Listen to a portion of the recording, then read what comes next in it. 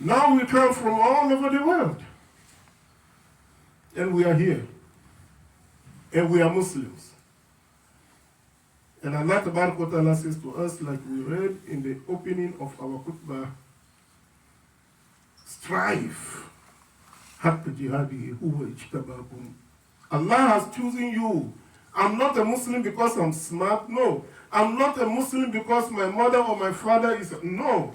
I'm not a Muslim because I came from a Muslim country. No.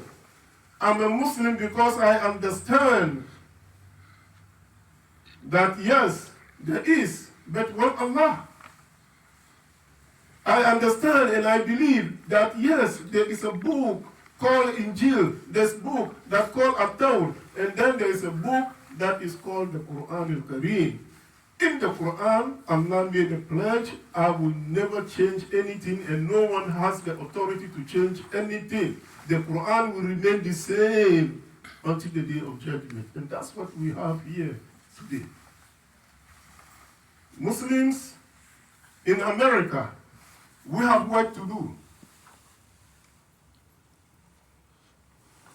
We have to understand that we are not the first Muslims to come to America. Islam and Muslims have been here from day one. I repeat, Islam and Muslims have been in America from day one. All these people you see out there talking about, oh, Muslims, go back to your country. Islam and Muslims have been here before their parents came.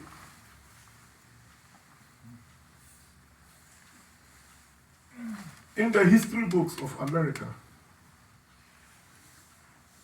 they said Christopher Columbus, he discovered America. Well, research after research, and this is classified in the book, in the books in American history, that the ship that brought Christopher Columbus from Europe to America, in that ship are Muslims.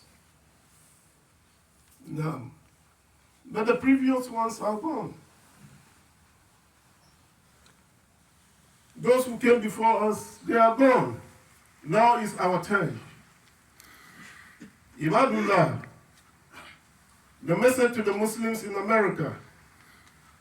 First and foremost,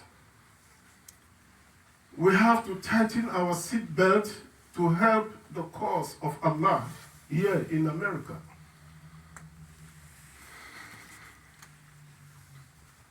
You have three choices. Choice number one, teach your own children Islam. Like I said, the book of guidance that Allah has given us, we have it. Don't just keep it in your house. Read it. Implement the instructions in the Quran and make dua between you and your children. In many cases, we don't have time. Excuse me. We leave early in the morning and then we come late in the evening.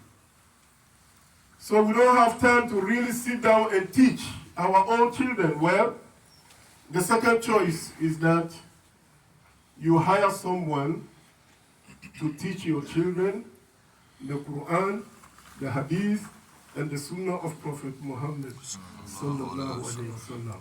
Now this is the problem. Where I came from, and many of us, we just take our teachers, our children to the ulama, and they teach them, and we don't give them nothing. Here in America, you want somebody to come to your house and teach your children alif, ba, ta, sa, well, yeah, they have to charge you an hour. Oh yeah. Even online program, every time you turn around, somebody's teaching online. And guess what? Costs a lot of money. So some of us, we don't even do that. We cannot afford it. So you don't have the time to teach your children the deen. You cannot afford to hire someone to come to your house. What is the last option? You have a masjid across the street from your house. or in your neighborhoods. That's the last option. Support the masjid to keep the masjid open. Support the various masajids in your community.